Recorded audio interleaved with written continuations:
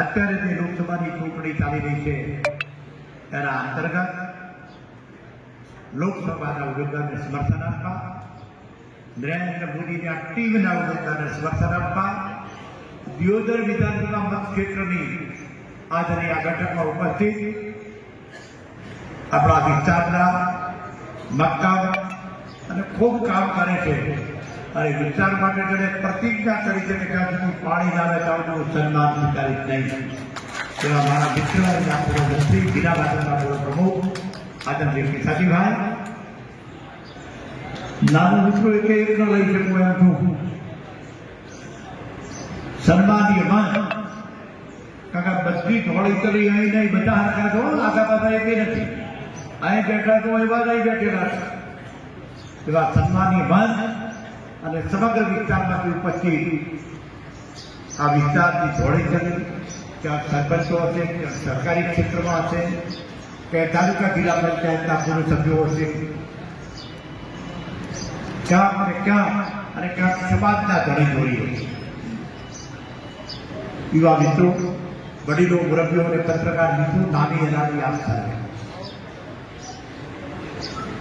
અત્યારે મિત્રો તમને બધાને ખ્યાલ છે કે 5મા મહિનાની 7 તારીખે ચૂંટણી ઉમેદવાર પણ આપણા ક્યારના જાહેર થઈ ચૂક્યા છે.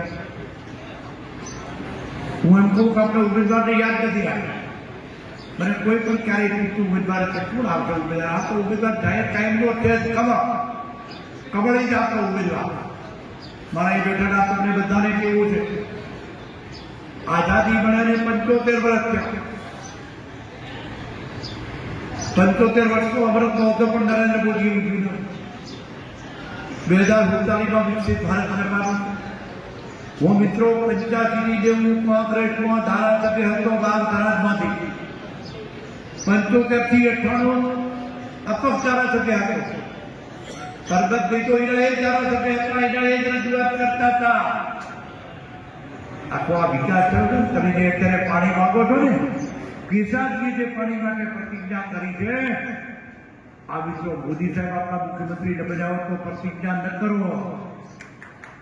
એટલે ન કરો કે હવે 95 જેવું કોંગ્રેસમાં તો સમગ્ર ઉત્તર ગુજરાત એક પરબતભાઈ નહીં, ઉત્તર ગુજરાતના બધા જ આગેવાનો પાણી માંગતા હતા. કડાના હાઈડ્રોનું પાણી બનાસ અને ધરોઈમાં નાખવાનું કહેતા હતા. તે વખતે અમને કોંગ્રેસના અમારા મુખ્યમંત્રી, પ્રદેશ પ્રમુખ બોલાવીને કીધું કે પાણી માંગવાનું બંધ કરો, પાણી ખેડી આપી શકો નહીં. અમારી પાસે માંગણી બધી કોંગ્રેસે કરાવી હતી. અત્યારે જે સુજલામ સુફલામ છે ને, એ વિશ્વ બારી તમારી માંગણી કોઈની નથી કોઈ ધારાસભ્યની માંગણી, નથી કોઈ આગેવાનની માંગણી, નથી કોઈ ખેડૂતોની માંગણી. માત્ર નરેન્દ્ર મોદી, ઉત્તર ગુજરાતનું સંતાન. કે શું થશે ગુજરાત, ઉત્તર ગુજરાતનું શું થશે? અરે મિત્રો, સુજલામ સુફલામ કરી નર્મદા માટે, નર્મદા તમારે નથી, પણ આજે પાણીના સ્તરો લાંબામાં નર્મદા છે. નર્મદા બંદરની ઊંચાઈ માટે ઉપવાસ ઉપર બેઠા, બંદરની ઊંચાઈ વધી અને સુજલામ સુફલામમાં પણ અત્યારે તો પાણી ના આવે. હમણાં તો સતત રહે છે, સતત અમારે કરતન ભાઈ આવે પાણી બંધ છે. બીજા દિવસ તૈયાર થઈ ગયો, પાણી મુકદાર પૂર થઈ લોકો મારા ઘર અત્યારે એટલું નથી.